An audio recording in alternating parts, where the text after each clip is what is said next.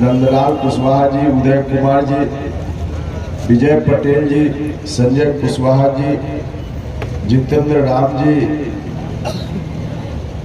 विनोद कुशवाहा जी, धनंजय कुशवाहा जी, हरिराम कुशवाहा जी, राधे श्याम यादव जी, प्रमोद कुमार जी, प्रीतम कुमार जी, अनिल कुशवाहा जी, स्मृति कुमुद जी, अभिषेक रंजन जी, पूनम कुमारी जी। कुछ साथी तो सारण से भी हम लोग के साथ आए हैं। राजबल कुशवाहा जी, ओम प्रकाश जी मुखिया जी हैं, और आप सब लोग जो इस कार्यक्रम में यहाँ उपस्थित हैं, भाइयों, मित्रों और मीडिया के बंधुओं, सबसे पहले मैं शहीद चंद्रशेखर के चरणों में अपनी ओर से, आप सभी लोगों की ओर से श्रद्धा सुमन अर्पित करता हूँ, श्रद्धांजलि अर्पित करता हूँ।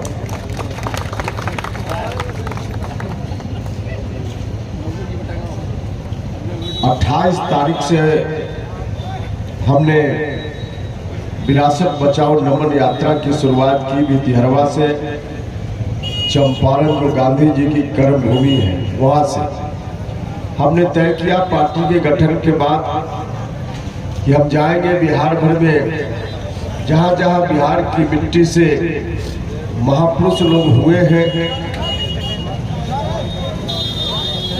वहां जाकर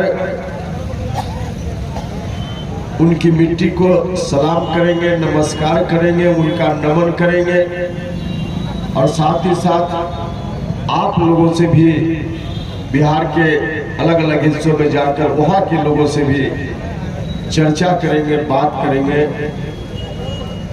इसी क्रम में हमने शुरुआत की 28 फरवरी को गांधी जी का चरण स्पर्श किया भितिहरवा में। उसके बाद हम लोग गए मीनापुर मुजफ्फरपुर, जहाँ शहीद जुब्बा साहनी उनका पैतृक गांव है, वहाँ की मिट्टी को नमस्कार किया हम लोगों ने, उनके चरणों में श्रद्धा सुमन अर्पित किया।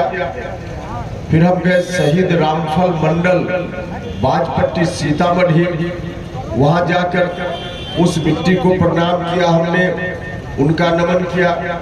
फिर गए मधुबनी, जहाँ शहीद सूरज बाबू समाजवादी नेता, उनका पैतृक गांव है।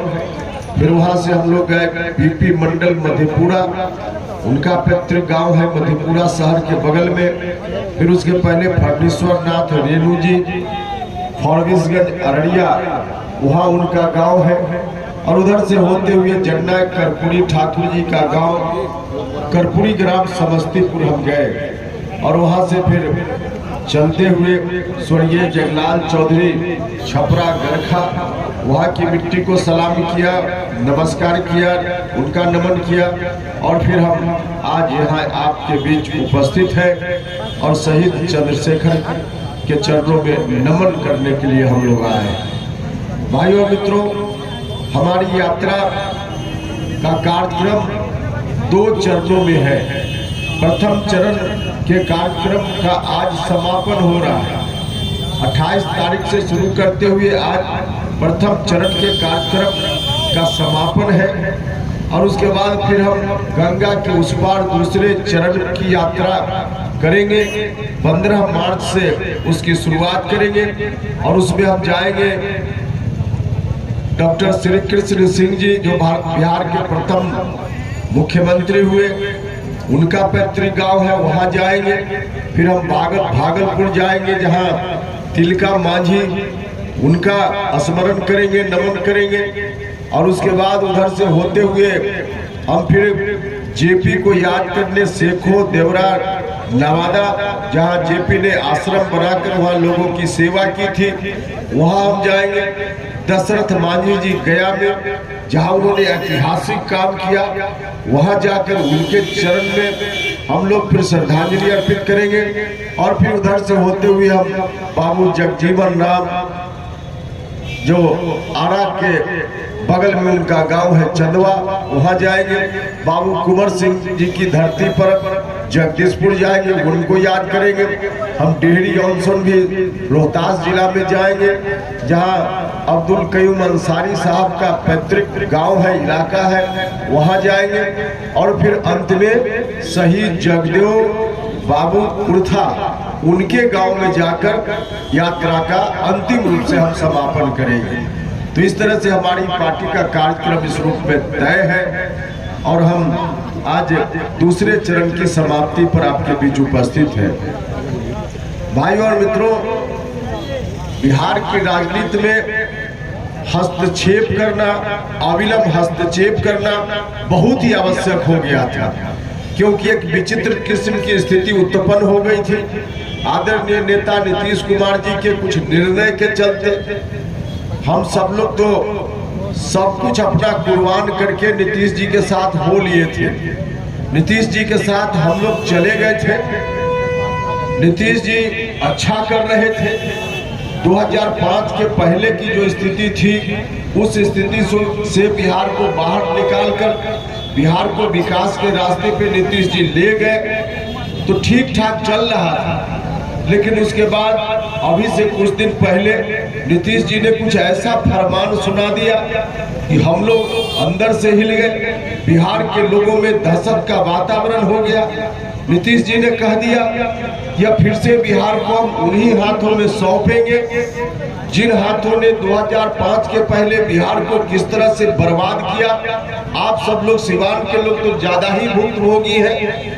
2005 के पहले क्या स्थिति थी राज्य की? सिवान तो ज्यादा ही आतंकित था, ज्यादा ही परेशान था। हर दिन कोई ना कोई हत्या की घटना, अपहरण की घटना, लूट की घटना, बलात्कार की घटना पूरे प्रदेश में रोजमर्रा की घटना बन गई थी। महिलाएं शाम के बाद सड़क पर चलना नहीं पसंद करती थी।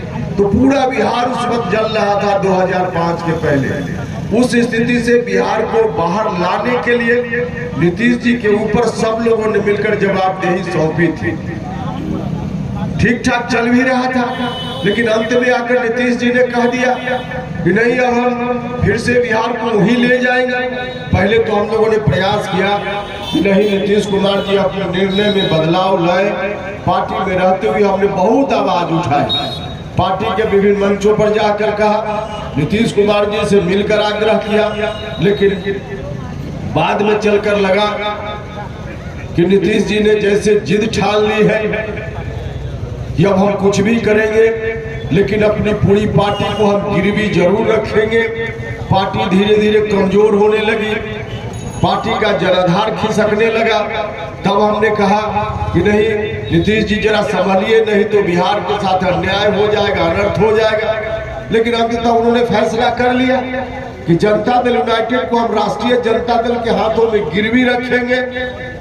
तब हम लोगों ने कहा कि आदरणीय नीतीश जी, जनता दल यूनाइटेड आपकी पार्टी है, हम लोगों की बात नहीं मान रहे हैं, मत मानिए। हम लोग तो प्रयास ही कर सकते, हम लोगों ने किया।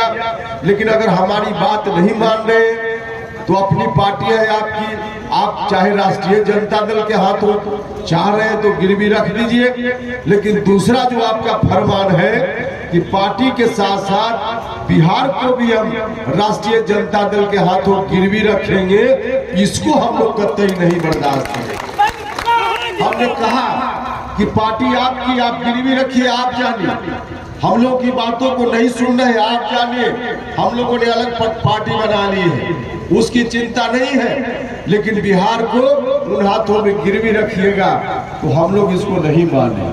और इसीलिए हम निकल पड़े। 28 तारीख से जब से हम निकले हैं, पटना में हम और हमारे साथियों ने विमर्श किया कि हम लोग निकलेंगे, बिहार के गांव में जाएंगे, नमन यात्रा के माध्यम से जाएंगे लोगों के बीच में। जब हम पटना में बैठकर विमर्श कर रहे थे, उस वक्त हम लोगों को भी इतना अंदाज नहीं था कि इस रूप में लोगों का समर्थन, इस रूप में जहां जा रहे वहीं इतनी संख्या में लोग सड़क पर आ जा रहे। यहीं पहुंचना था हमको 3 बजे 4 बजे, लेकिन इस वक्त हम पहुंच रहे। कई जगह तो ऐसा हुआ कि जहां 5 बजे पहुंचना था वहां 10 बजे रात में, इसलिए कि बीच में इतने लोग सड़क पर